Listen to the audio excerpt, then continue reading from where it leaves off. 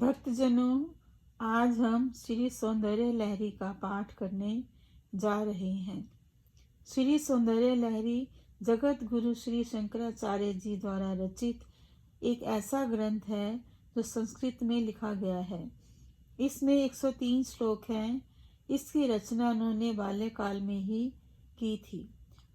श्री सौंदर्य लहरी अर्थात सुंदरता की लहरें, इसमें माँ पार्वती के सौंदर्य, उनकी कृपा और करुणा, भक्ति व सरलता का सुंदर वर्णन है। इसके नियमित पाठ से सभी मनोकामनाएं पूर्ण होती हैं और सभी समस्याओं, कठिनाइयाँ और कष्टों से मुक्ति मिलती है। श्री सौंदर्य लहरी शिव शक्ति से युक्त होकर सृष्टि करने को शक्तिमान होते हैं, और यदि ऐसा ना होता तो वह ईश्वर भी स्पंदित होने को योग्य नहीं था। इसलिए आप हरि और ब्रह्मा की भी आराध्य देवता को किसी भी पुनर्जन्म मनुष्य में प्रणाम करने अथवा स्तुति करने में प्रवृत्ति कैसे हो सकती है। आपके चरण कमल से उत्पन्न होने वाले छोटे से एक रज कण को चुनकर ब्रह्मा बिना विकलता के लोकांतरों की रचना करता रहता है, और शेषनाग उनको वैसे वैसे अर्थात बड़े परिश्रम से सहस्त्र सिरों पर उठाते हैं और उनकी भस्म बनाकर अपने अंग पर लगाते हैं। आप अविद्या में पड़े हुओं को बंधेकार को हटाने के लिए ज्ञान रूपी सूर्य का उद्दीपन करने वाली हैं। जड़ मनुष्यों के लिए चैतन्य सत्वक से निकलने वाले मकरंद के स्रोतों का झरना है। दरिद्रियों के लिए चिंतामणियों की माला है, और जन्म मरण रूपी संसार सागर में डूबे हुओं को विष्णु भगवान के 12 अवतार के दांत के सदृश उद्धार करने वाली हैं। आपके सिवाय अन्य सब देवतागण दोनों हाथों के अभिनय से अभयदान और वरदान देते हैं। आप ही एक ऐसी देवी हैं जो अभयदान अथवा वरदान देते समय हाथों का अभिनय नहीं करती। भय से त्राण करने में और वांछा के अनुकूल वर प्रदान करने में हे लोकों की शरणें, आपके दोनों चरण ही निपुण हैं। हरि विष्णु भगवान ने पूर्व काल में प्रणत जगों को सौभाग्य प्रदान करने वाली आपकी आराधना करके नारी का मोहिनी रूप धारण कर त्रिपुरारी महादेव के चित्त में भी काम का शोभ उत्पन्न कर दिया था, और कामदेव स्मर भी आपको नमन करने के कारण ही अपनी पति रत्नी के नयनों द्वारा चुंबन किए जाने वाले शरीर से बड़े बड़े मुनियों के भी अंतःकरण में मोह उत्पन्न कर देता है। धनुष पुष्पों का बना है और उसकी रस्सी भौरों की बनी है। शब्द स्पर्श रूप गंध 5 विषय उसके वाहन है। बसंत ऋतु उसका योद्धा सामंत है। मल्यगरी का शीतल मंद सुगंधित पवन उसका युद्ध में बैठने का रथ है, और वह स्वयं अनंग शरीर रहित है। ऐसा कामदेव ऐसे शस्त्रों को लेकर सारे जगत को अकेला जीत लेता है। हे हिमगिरी सुते, यह सामर्थ्य केवल आपके कटाक्ष से कुछ थोड़ी सी ही कृपा प्राप्त करने का फल है। कटी का ऋण ऋण शब्द करने वाले घुंघरुओं युक्त मेघला बांधे हुए आधी के बच्चों के मस्तक पर निकले हुए कुंभ सदृश सतनों के भार से झुकी हुई, मध्य भाग में पतली शरद ऋतु की पूर्णिमा के चंद्रमा जैसे मुख वाली, चारों हाथों में धनुष, 5 बाण, पाश और अंकुश धारण किए हुए पुरारी की अहो पुरुष का हमारे सामने ध्यान में रहे। सुधा के समुद्र के मध्य कल्प वृक्षों की वाटिका से घिरे हुए मणिद्वीप में नीप वृक्षों के उपवन के बीच चिंतामणियों के बने घर में त्रिकोण कृति मंच पर परम शिव के पलंग पर विराजमान चित्तानंद लहरी स्वरूप आपका कोई बिरले मनुष्य भजन करते हैं, और वे धन्य हैं। पृथ्वी तत्व को मूलाधार में और जल को भी मूलाधार में ही मणिपुर में अग्नि तत्व को जिसकी स्थिति स्वाधिष्ठान में है, हृदय में वायु तत्व को और ऊपर उस चक्र में आकाश तत्व को और मन को भी अगम्य में इस प्रकार सकल को उत्पत्त शक्ति के मार्ग का भेद करके आप सहस्रार पद्म में अपने पति के साथ एकांत में विहार करती हैं। अमृत धाराओं की वर्षा से जो आपके दोनों चरणों के बीच से टपकती है, प्रपंच को सींचती हुई, फिर 6 आत्माओं से होती हुई अथवा 6 चक्रों द्वारा सींचती हुई अपनी भूमि पर उतरकर अपने आप को सापर्णी के 3.5 कुंडल डालकर हे कुलहरणी आप कुल कुंडल में सोती हैं। 4 श्रीकंठ और 5 शिव जुक्तियाँ इन 9 मूल प्रकृतियों में आपके रहने से 43 त्रिकोण बनते हैं, जो नाभि के बिंदु स्थान से भिन्न है। वे तीनों वृत्तों और तीनों रेखाओं सहित 8 दल और 16 दल से युक्त हैं। हे हिमगिरी सुते, आपके सौंदर्य की तुलना करने को ब्रह्मा प्रभृति कविन्द्र भी कुछ कल्पना किया करते हैं। आपके सौंदर्य को देखकर स्वर्ग की अप्सराएं ध्यानस्थ हो जाती हैं और अनेक तत्शर्या से भी कठिनता से प्राप्त होने वाली शिव साजुज्य पदवी को सहज प्राप्त कर लेती हैं। वयोवृद्ध देखने में कुरूप, क्रीड़ा में जन मनुष्य में आपकी दृष्टि पड़ने मात्र से ही ऐसा रमणीय हो जाता है कि सैकड़ों जुक्तियाँ उसके पीछे भागने लगती हैं। आपकी वेणी के बंद खुल गए हैं, कुछ कलशों पर से चोली फट गई है, जिनकी मेखला हठात टूट गई है और जिसकी साड़ी शरीर में उतरी जा रही है। पृथ्वी में 16, जल में 52, अग्नि में 62, वायु में 54, आकाश में 72 और मन में 64 म्यूका अर्थात रश्मियों के ऊपर हे देवी आपके दोनों चरण कमल हैं। शरद पूर्णिमा की चांदनी के सदृश सुवर्णी द्वितीया के चंद्रमा युक्त जटाजुट रूपी मुकुट धारण किए हुए 2 हाथों से भक्तों को त्रास में त्राणार्थ अभिनंद और वर्द अभिनय किए हुए 2 हाथों में स्फटिक मणियों की माला और पुस्तक धारण किए हुए आपको एक बार भी नमन ना करने वाला मनुष्य किस प्रकार सत्कवियों की सी मधुर दूध और द्राक्षा की मधुरता से युक्त मधुर कविता कर सकता है, अर्थात कभी नहीं कर सकता। कवित्रों के चित्रूपी कमलवन को खिलाने के लिए उदय होते सूर्य के सदृश अर्णा रूपी आपका जो कई थोड़े महान पुरुष भजन करते हैं, वे ब्रह्मा की प्रिया सरस्वती के तरंतर श्रृंगार लहरी से निकली गंभीर कविताओं द्वारा सत्पुरुषों का मनोरंजन किया करती हैं।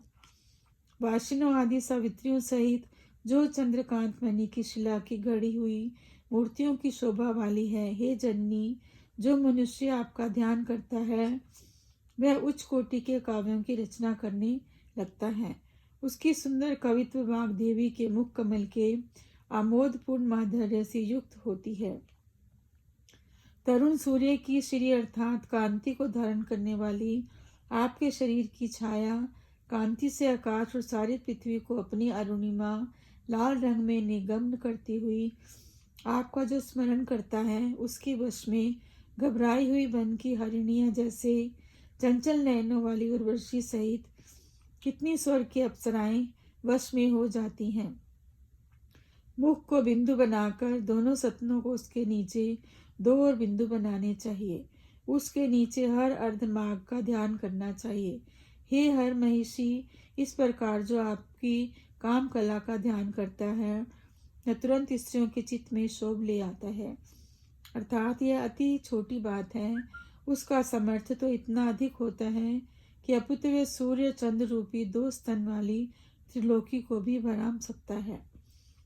जो मनुष्य अंगों से अमृत रस रूपी वाली किरणों के समूह का निकास करती हुई तुझको हृदय में धारण करता है और आपका चंद्रकांत शिला की मूर्तिवन हृदय में ध्यान करता है, वह गरुड़ के सदृश सर्पों के दर्प का शमन कर देता है और अपनी सुधा की वर्षा करने वाली आज्ञा चक्रस्थ नाड़ी के द्वारा दृष्टि भाव से ज्वर संतप्त मनुष्यों को सुख पहुंचाता है।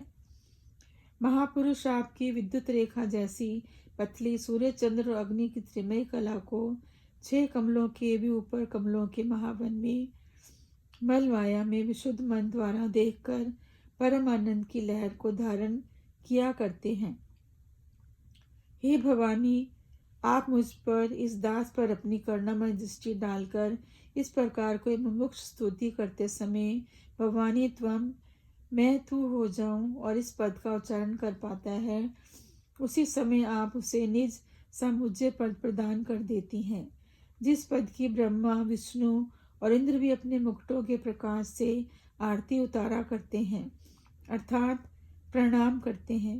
हे भगवती, शंभु का माया शरीर हरण करके भी आपका मन तृप्त ना हुआ, मुझे शंका होती है कि दूसरे आधे शरीर का भी अपहरण कर लिया गया है, क्योंकि वह सारा शरीर अरुण वन की आभा से आपका ही दिख पड़ता है। उसमें 3 नेत्र हैं, वह कुचों के भार से कुछ छुपा हुआ है और द्वितीय का चंद्र केशों के ऊपर मुकुट पर शोभा दे रहा है। ब्रह्मा जगत की रचना करते हैं, हरि पालन और रुद्र संहार करते हैं। ईश्वर सबका तिरस्कार करके अपने को स्थिर रखते हैं और शिव जिसके नाम के पूर्व सदा लगा हुआ है, अर्थात सदा शिव, इस सब को लील जाते हैं, अर्थात आपके क्षण चंचल वृथलाओं की आज्ञा का आलम्ब लेकर सब पर अनुग्रह करते रहते हैं। हे शिवा, आपके चरणों को जो पूजा की जाती है, उससे आपके तीनों गुणों के उत्पन्न इन तीनों देवों का भी पूजन हो जाता है। इसलिए यह उचित ही है कि ये तीनों देव आपके चरणों को धारण करने वाले मणियों से बने आसन के निकट अपने मुकुटों की शोभा बढ़ाने के लिए हाथ जोड़े खड़े रहते हैं। हे सती, इस महाप्रलय के समय ब्रह्मा 5वीं अवस्था को प्राप्त हो जाता है, अर्थात मर जाता है। हरिवृत्ति को प्राप्त होते हैं कि नाश का नाश हो जाता है, धनद का निधन हो जाता है। जिसको कभी तंद्रा नहीं आती, वह 1000 नेत्र वाला महेंद्र भी अपनी फैली हुई दृष्टि वाला नेत्र बंद कर लेता है, परंतु सदाशिव आपका पति तो तब भी विहार ही करता रहता है।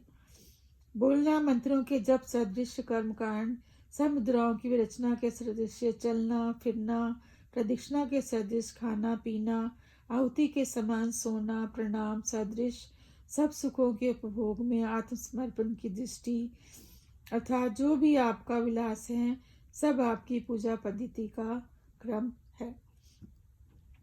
ब्रह्मा और शतमक अर्थात इंद्रादि देवगण जरा मृत्यु का हरण करने वाली सुधा को भी पीकर इस विश्व में काल के शिकार होते हैं और कराल हलाहल विष का ग्रास करने वाले शंभु पर काल की कलना नहीं चलती।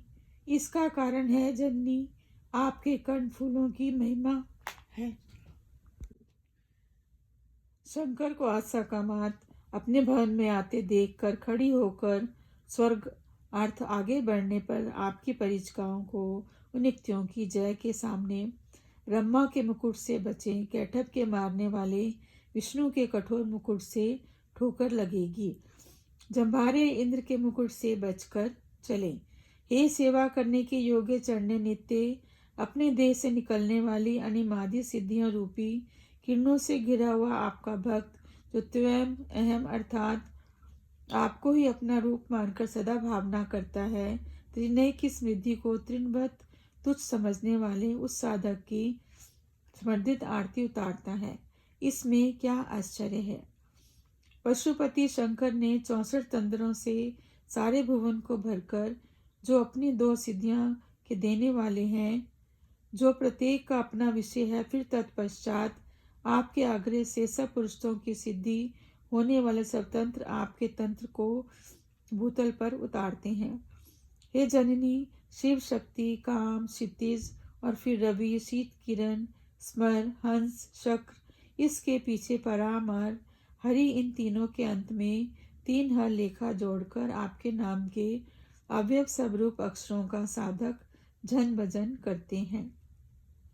हे निलय, स्मर, योनि, लक्ष्मी, इन तीनों को आपके मंत्र के आदि पर रख कर निर्वधि महाभोग के रसिक आपके कुछ भक्त चिंतामणियों की गुंथी हुई अक्षमाला पर आपका भजन करते हैं और शिवा हवन कुंड में सुरभि के घी के सैकड़ों धाराओं की आहुतियाँ देते हैं।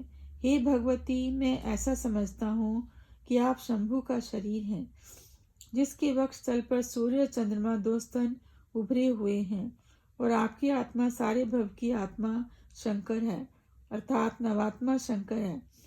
इसलिए आप दोनों पराशक्ति और अनंत का एक समरस होने के कारण शेष और शेषीवत संबत स्थित हैं। हे शिव युक्ति, आपका मन है, आकाश आप हैं और वायु हैं, सारथी जिसका यह अग्नि भी आप ही हैं। आप जल हैं और आप भूमि हैं, आपकी परिणति के बाहर कुछ भी नहीं है, अर्थात सारा विश्व आपके परिणाम का ही रूप है। आपने ही अपने आप को परिणित करने के लिए चिंतानंदकार को विराट देह के भाव द्वारा व्यक्त किया हुआ है। आपके आगे चक्र में स्थित करोड़ों सूर्य और चंद्र के तेज से युक्त पर शिव को वंदना करता हूँ, जिसका नाम पार्श्व परिचित से एकीकृत है। उसका जो मनुष्य भक्ति पूर्वक आराधना करते हैं वे उस प्रकाशमान लोक में निवास करते हैं, और जो सूर्य चंद्र और अग्नि का विषय नहीं है, अर्थात सब आतंकों से मुक्त है। अर्थात सूर्य चंद्र और अग्नि का विषय ना होने के कारण उनके प्रकाश से प्रकाशित नहीं है। आपके विशुद्ध चक्र के आकाश तत्व के जनक शुद्ध स्फटिक वत् स्वच्छ शिव की और शिव के समान सुव्यवस्थित देवी की भी मैं सेवा करता हूँ, जिन दोनों की चंद्रमा की किरणों के सदृश कांति से जगत, जिसका अंधकार नष्ट हो गया है, चकोरी की तरह आनंदित होता है। हृदय में विकसित समित कमल से निकलने वाले मकरंद के एकमात्र रसिक उस किसी हंसों के जोड़े का मैं भजन करता हूँ, जो महान पुरुषों के मन रूपी मान सरोवर में विहार करता है, जिसकी वार्तालाप का परिणाम 18 विद्याओं की व्याख्या है, और जो दोषों से समस्त गुण को इस प्रकार निकाल लेता है जैसे जल मिश्रित दूध में से सब दूध हंस निकाल लेता है। हे जननी, आपके स्वाधिष्ठान चक्र में अग्नि तत्व को अधिष्ठान में रखने के लिए जो सर्वगतनी रहता है, उसकी और उस महिता समा देवी की मैं स्तुति करता हूँ। जिस समय सवर्तगिनी बड़ी क्रोध बड़ी दृष्टि से लोगों को जलाने लगता है, उस समय समया देवी की दयाद्र दृष्टि शीतल उपचार करती है। आपके मणिपुर की शरण में गए हुए व्यायाम मेघों के रूप धारण करने वाले के जल की भी सेवा करता हूँ, जिनमें अंधकार की परिपंथनी अर्थात परिद्वंदनी बिजली की चमक, आभरणों में जटित नान रत्नों की चमक सादृश्य इंद्रधनुष का रूप धारण किए हुए है, और जो अग्नि और सूर्य के ताप से संतप्त त्रिभुवन पर वर्षा कर रही हैं। आपके मूलाधार में लास्यपरा अर्थात नृत्य करती हुई समया देवी के साथ नवधा रसपूर्ण तांडव नृत्य करने वाले नटेश्वर नवात्मा शिवजी का मैं चिंतन करता हूँ। यह जगत इन दोनों की जनक जनिती दया के प्रभावित विमुख होने के कारण अपने को सनाथ मानता है। हे हिमाचल की पुत्री, जो मनुष्य आपके स्वर्ण से बने हुए किरीट का वर्णन करे तो उसकी धारणा ऐसे क्यों ना होगी कि मानो इंद्रधनुष निकला हुआ है, क्योंकि वह किरीट गगन मणियों अर्थात तारागण रूपी मणियों से घनीभूत जड़ा हुआ है, और चंद्रमा के टुकड़े का पक्षियों के घोंसले सदृश जान पड़ता है, और जो उपकालीन प्रकाश में रंग भंगा चमक रहा है। हे शिवे, आपके गहरे चिकने मुलायम केशों का समूह जो खिले हुए इंदिवर के वन की तुलना करता है, हमारे अज्ञान अंधकार को हटावें, जिसमें गुंदे हुए इंद्र की वाटिका के वृक्षों के पुष्प मेरी समझ में उसकी सुगंधि के स्वयं से हजी सुगंधित होने के लिए वहाँ पर आकर बसते हैं। आपके मुख की सौंदर्य लहरी के प्रवाह स्रोत के मार्ग से सदृश सिंदूर से भरे आपके केशों की मांग हमारे शेव का प्रसार करे, जो मांग केशों से भरमार अंधकार रूपी प्रबल दुश्मनों के वृंदों से बंधी हुई उदय होने वाले नवीन सूर्य की अरुण किरण के सादृश्य है। स्वाभाविक घुंघराली जवान भौरा की कांति युक्त अलकावली से घिरा हुआ आपका मुख कमलों की शोभा का परिहास करता है, जिसमें स्फटिक सदृश शोभा वाले दंतों में किंचित मुस्कुराते समय निकलने वाली सुगंध पर कान के दहन करने वाले शिव जी के तंत्र रूपी बौरे मस्त हो जाते हैं। लावण्य कांति से युक्त विमल चमकने वाला जो आपका ललाट है, मैं उस मुकुट में जड़ी हुई चंद्रमा की दूसरी कला समझता हूँ, जो एक दूसरे को लटकर रखी होने के कारण दांतों का एक रूप बनकर और अमृत के शय में जुड़कर पूर्ण चंद्रमा बन गया है। हे भुवन के भय का नाश करने में आनंद लेने वाली उमे, भुवों की त्योरी चढ़ने पर मैं आपकी बाएं हाथ में लिए हुए कामदेव के धनुष से उपमा देता हूँ, जिसके प्रत्यंचा भौरों की कांति वाले आपके दोनों नेत्र की बनी है और जिसका मध्य भाग मुट्ठी और कलाई के नीचे छुपा हुआ है। आपका दक्षिण नेत्र सूर्यात्मक होने से दिन बनाता है और बायां चंद्रमाक होने से रात्रि की सृष्टि करता है और किंचित विकसित सुवर्ण के बने हुए कमल की शोभा से युक्त आपकी तीसरी दृष्टि दिन और रात दोनों के बीच में रहने वाली संध्या है। आपकी दृष्टि विशाला कल्याणी खिले हुए कमलों की शोभा की उपमा से ऊंची अयोध्या, कृपा की धारा सदृश धारा, कुल्हर मधुरा, भोगवतिका, सबकी रक्षा करने वाली अवंतिका और अनेक नगरों के विस्तार को जीतने वाली विजया है। और निश्चय से इन प्रत्येक नगरियों के नाम से संबोधित नाना अर्थों से संदेह को हरण करने के योग्य है, अर्थात प्रत्येक नाम की भाव सूचक है। कवियों की कविता रूपी स्तवक से उठने वाली सुगंध के रसिक कानों का साथ ना छोड़ने वाले आपके कटाक्ष विक्षेप युक्त तिरछी निगाह से देखने वाले भोरों के सदृश और कविताओं के 9 रसों का आस्वाद लेने को बेचैन चंचल दोनों नेत्रों को देखकर ईर्ष्या के संसर्ग से आपका मस्तक वाला नेत्र कुछ लाल रंग युक्त है। शिव के प्रति आपकी दृष्टि श्रृंगाद्र है। इत्र जनों के प्रति कुछ संगीत उपेक्षा युक्त गंगा का सरोज, शिवजी के चरित्रों पर विस्मय प्रकट करने वाली, शिवजी के सर्पों से भीत कमलों की शोभा को पराजित करने वाली सखियों के प्रति मुस्कान लिए हुए है। और हे जननी, आपके ऊपर आपकी करुणा युक्त दयाद्र दृष्टि है। हे पर्वतराज के कुल की प्रमुख कली, यह आपके बाणों का सदृश दोनों नेत्रों कानों तक पहुँचे हुए हैं, जो पंखों के स्थान पर पलके धारण किए हुए हैं और पुरारी के चित्त की शांति का भंग करने वाले फल से युक्त कान ताने हुए कामदेव के बाणों का कार्य कर रहे हैं। हे ईशान की दैते, ये आपके तीनों नेत्र 3 रंग का अंजन लगाने से मानो पृथक पृथक 3 रंग के चमक रहे हैं और महाप्रलय के अंत में ब्रह्मा, विष्णु और रुद्र को जो प्रलय काल में उपरत हो गए थे, फिर पैदा करने के लिए रज सत्व और तम तीनों गुणों को धारण किए हुए ऐसे प्रतीत होते हैं। पशुपति शंकर भगवान की पराधीनता में हृदय समर्पण करने वाली ये भगवती अरुण शुक्ल और श्याम वर्णों की शोभा से युक्त दयापूर्ण अपने नेत्रों से सोन नदी, गंगा और सूर्यनता इन तीनों तीर्थों के सदृश निश्चय ही इस लोक को पवित्र करने के लिए आप पवित्र संगम बना रही हैं। हे धरणिधर राजने हिमाचल की पुत्री, संतों का कहना है कि आपके निमेष से जगत का प्रलय और उन्मेष अर्थात नेत्र खोलने से उद्धव अर्थात सृष्टि होती है। यह सारा जगत प्रलय के पश्चात आपके उन्मेष से उत्पन्न हुआ है। उसकी रक्षा के लिए मुझे शंका होती है कि आपकी आंखों से झपकना बंद कर रखा है। हे अपर्णे, निमेष रहित मछलियों को सदा पानी में छुपी रहती हैं। उनको यह भय रहता है कि कहीं आपकी आंखें ईर्ष्यावश उनकी चुगली आपके कानों से ना कर दें और यह लक्ष्मी चंचला होने पर कपाटों के सादृश बंद हो जाने वाले दल युक्त कुमुदनी को छोड़ जाती हैं और रात्रि को उन्हें खोल कर प्रवेश करती हैं। हे शिव, किंचित विकसंत नीलोत्पन्न की शोभा से युक्त दूर तक पहुँचने वाली अपनी दृष्टि से कृपया दूरिस्थ मुझ दीन को भी स्नान करा दीजिए। उससे यह धन्य हो जाएगा और ऐसा करने से आपकी कोई हानि भी नहीं है, क्योंकि चंद्रमा की किरणें वन में और महलों में समान रूप से पड़ती हैं।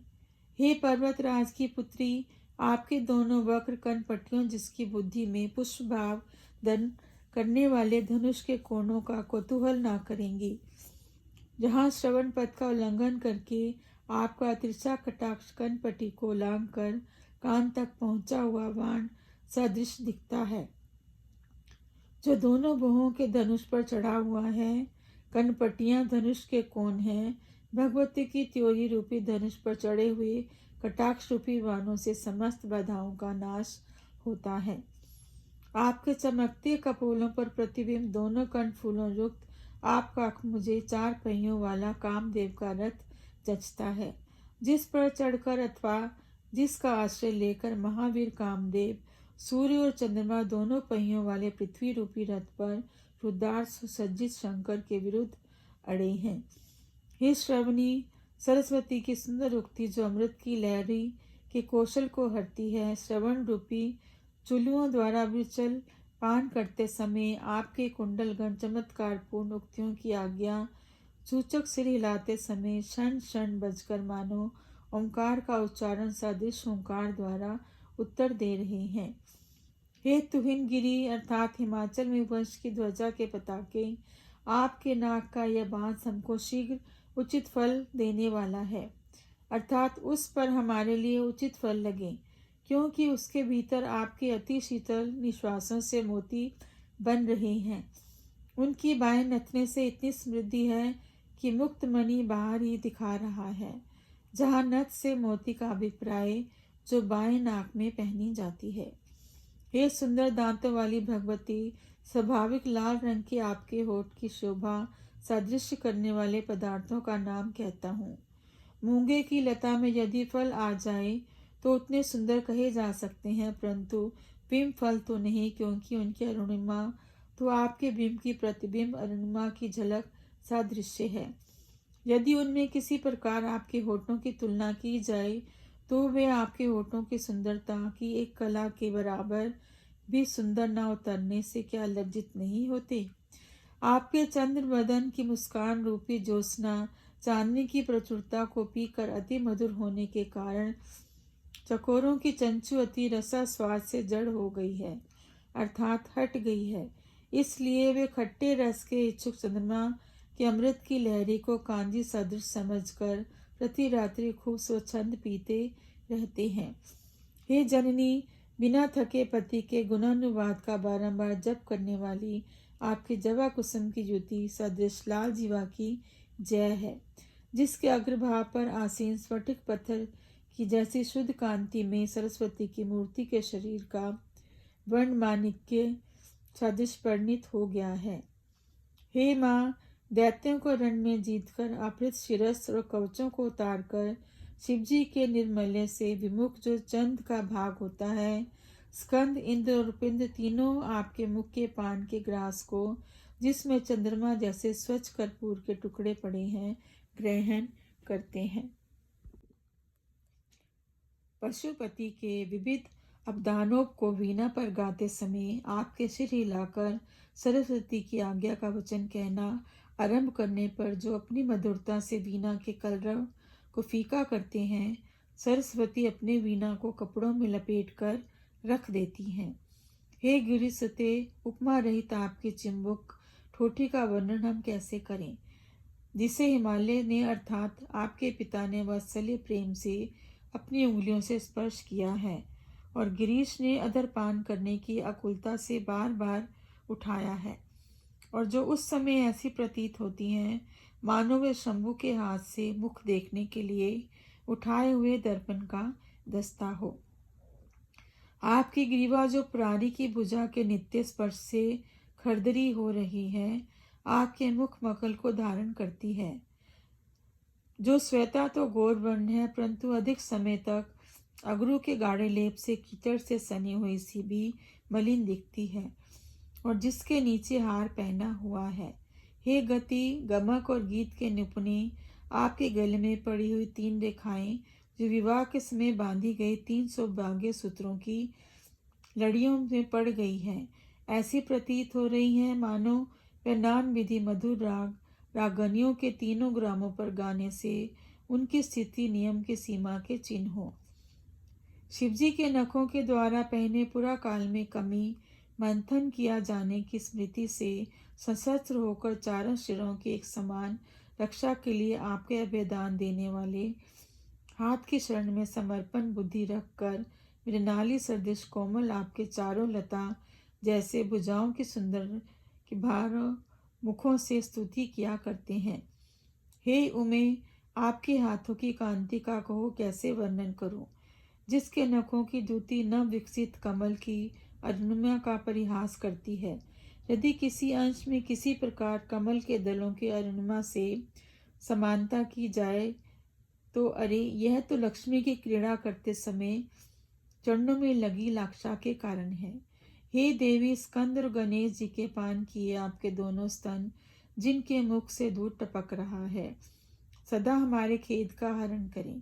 पीते समय जिन सपनों को देखकर गणेश जी शंका से अकुलित हृदय होकर झट अपने ही सिर से कुंभक भागों को टटोल कर हास्यजनक चेष्टा करते हैं।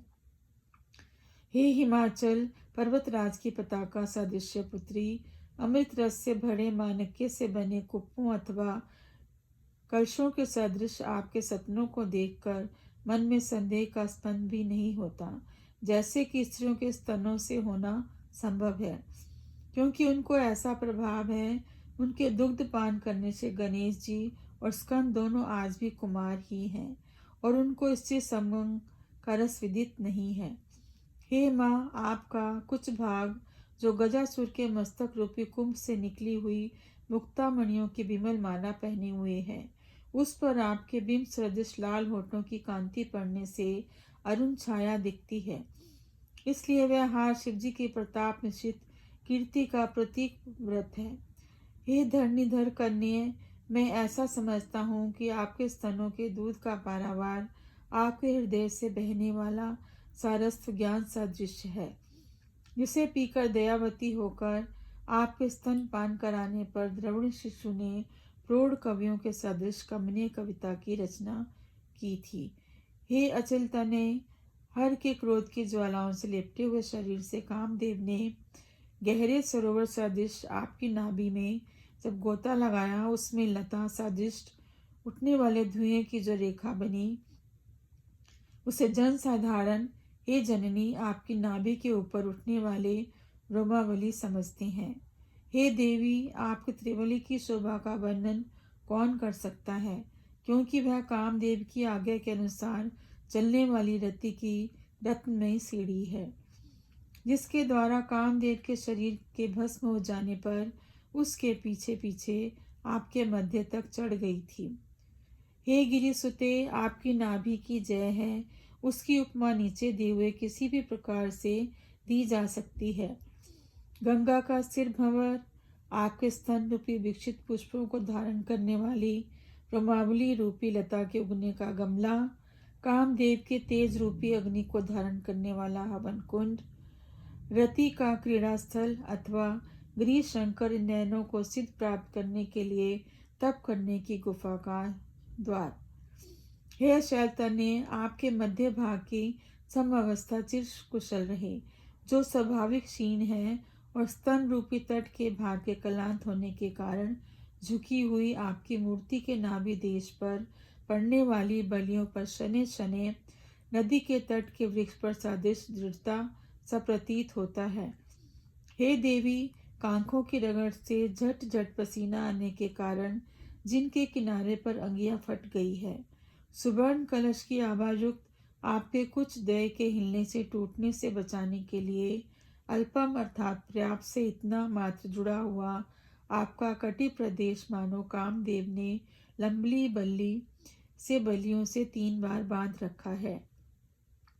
हे पार्वती, पर्वतराज हिमालय ने अपने नितंबों को काटकर अपना भारीपन और विस्तार आपको दहेज में दिए थे, इसलिए आपके नितंब इतने विस्तीर्ण और भारी हैं कि आप नितंब के भार से सारी पृथ्वी की गति रुक गई है और आपके विस्तार की अपेक्षा से पृथ्वी छोटी दिखने लगी है।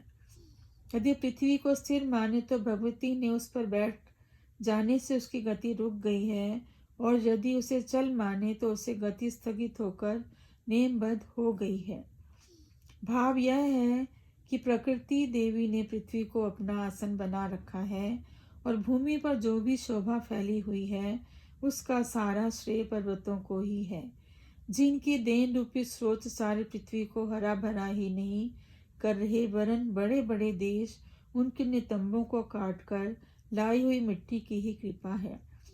अर्थात भूमि की प्राकृतिक शोभा हिमचादित पर्वतराज की ही तनुजा है। हे गिरि सुते, आप अपने दोनों उर्वों के गजेंद्रों के सूंडों को और सुवर्ण के बने हुए केले के खंभों को जीतकर पति को प्रणाम करते करते कठिन हो गई हैं। ऐसे दोनों सुंदर गोल गोल घुटनों से बुद्धिमान हाथी के दोनों मस्तक कुंभों को भी पराजित कर रही हैं। हे गिरिसुते, आपकी दोनों पुंडलियां रुद्र को जीतने के लिए झुके हुए बाणों से भरे कामदेव के दो तरकसों के समान है, जिनके अग्रभाग फैलों की 10 उंगलियों के नखों के अग्रभाग के रूप में 10 दिख रहे हैं और देवताओं के मुकुट रूपी सान पर पहनाए गए हैं। हे माँ, आपके चरण जो श्रुतियों की मूर्धा पर शिखरत रखे हैं, दया करके उनको मेरे सिर भी रख दें, जिनका चरणोदक शंकर की जटाजूट से निकली हुई गंगा है और जिनके तलवों में लगी लाक्षा की कांति हरि के चूड़ों में धारण की हुई अरुणमणि की कांति का सदृश है। हम आपके इन दोनों चरणों को प्रणाम कहते हैं, जो नयनों को रमणीय है और जिन पर लाक्षा की तीव्र कांति चमक रही है, जिनके अभिहनन की स्पृहा से पशुपति आपके प्रवादन के अशोक वृक्ष से अनन्य आयुष्या रखते हैं।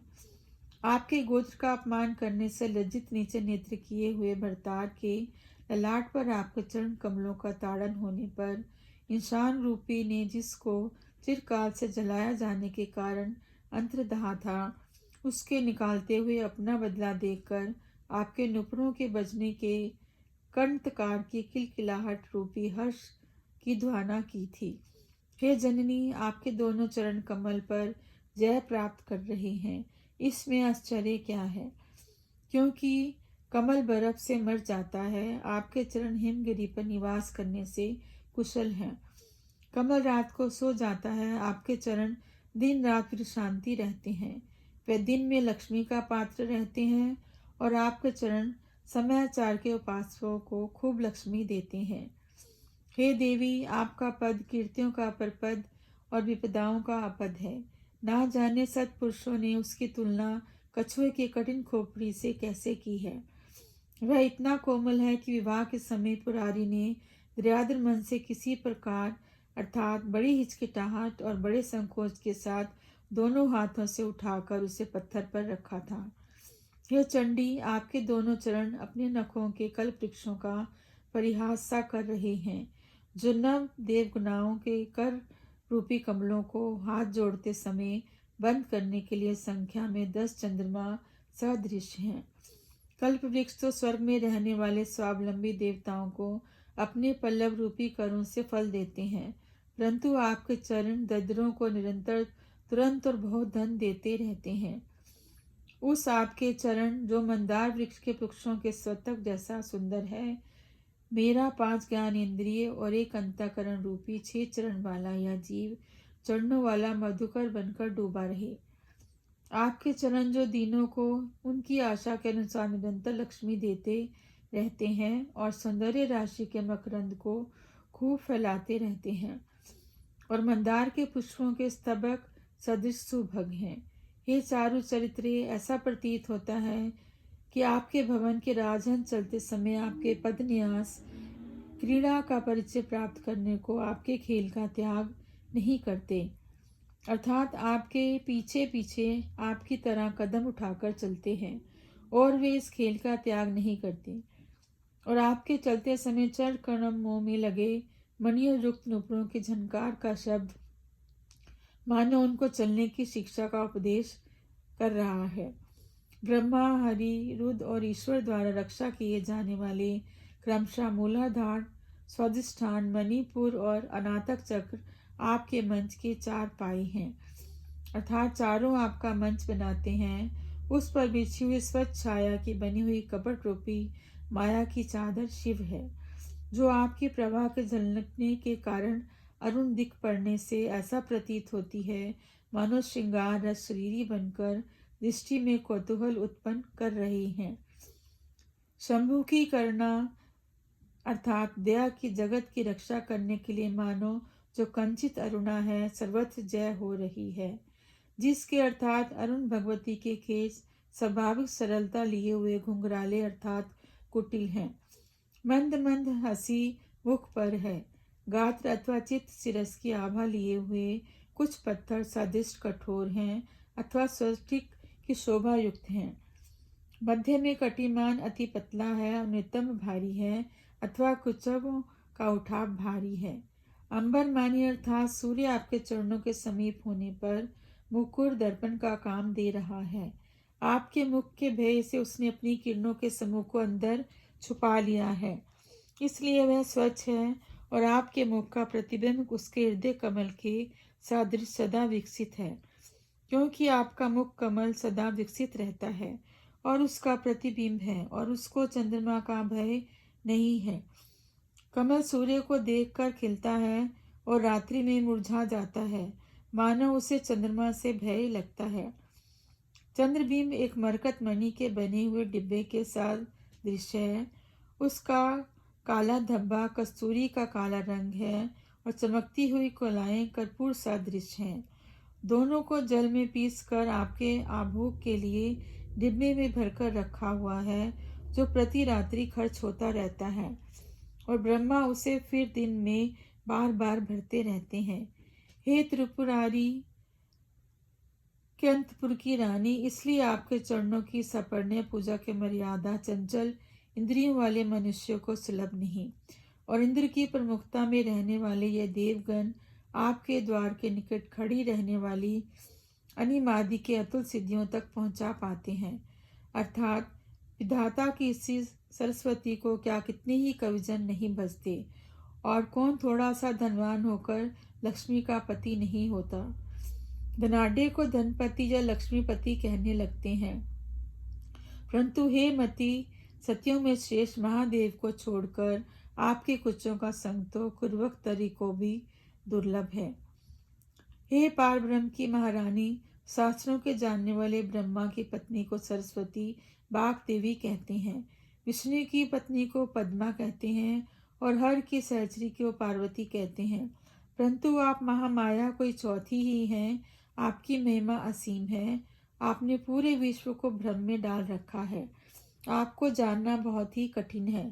हे उमा, ऊपर उभरे हुए स्थूल स्तनों के भार से युक्त उर्स्थन, सुंदर हसिर और कटाक्ष के कतर और कदम वृक्ष की कुछ शोभा वाला शरीर, सब हर के मन में आपकी याद दिलाकर भ्रम उत्पन्न करते हैं, क्योंकि आपके विमल भक्तों में आपकी तदुपता की परिणति के कारण वे आप जैसे ही दिखने लगते हैं। हे माँ, बताओ वह समय कब आएगा जब एक विद्यार्थी आपके चरणों का धुला हुआ जल चरणोदक को लाक्षा रस महाभारत के रंग में लाल हो रहा है पान करूँगा, जिसमें सरस्वती के मुख मगल से निकले हुए पान की पीक के सदृश जन्म के गूंगे को भी कविता शक्ति प्रदान करने की क्षमता है। आपका भजन करने वाला मनुष्य लक्ष्मी और सरस्वती दोनों से युक्त होकर ब्रह्मा और हरि के स्वापन दाह का पात्र बनकर विहार करता है और सुंदर रम्य शरीर से रति कामदेव की स्त्री के भी पतिव्रत धर्म को शिथिल करता है, अर्थात वह विद्वान धनाढ़ और सुंदर रूप लावण्य युक्त शरीर वाला हो जाता है और पशुपात्र के दुखों को नष्ट करके चिरकाल तक परमानंद के रस का ऐसा स्वाद लेता हुआ जीवित रहता है। हे सदा हंसमुखी, असीम गुणने, नीति निपुणे, निरति ज्ञानवती, नियम परायणे भक्तों के चित्त में घर करने वाली, नीतों से निर्मुक्त अर्थात नीति से अतीत सब शास्त्र उपनिषद जिसकी पद की स्तुति करते हैं, ऐसी अभय सनातनी नित्य मेरी भी स्तुति को स्वीकार करके अपने निगमों में स्थान दीजिए। हे जननी, आपकी प्रदान की हुई वाक शक्ति से की हुई स्तुति के शब्द इस प्रकार हैं, जैसे दीपक की ज्वालाओं से सूर्य की आरती उतारना, अर्थात चंद्रकांत मणि से टपकते हुए जल कणों से चंद्रमा को अर्घ्य प्रदान करना। अथवा समुद्र का सत्कार उसी के ही जल से करना। श्री सौंदर्य लहरी पाठ समाप्त। भक्तजनों, कृपया मेरे चैनल को सब्सक्राइब करें ताकि मैं और भी ऐसे वीडियो प्रस्तुत कर सकूं और मेरे प्रोत्साहन को बनाए रखिए। धन्यवाद।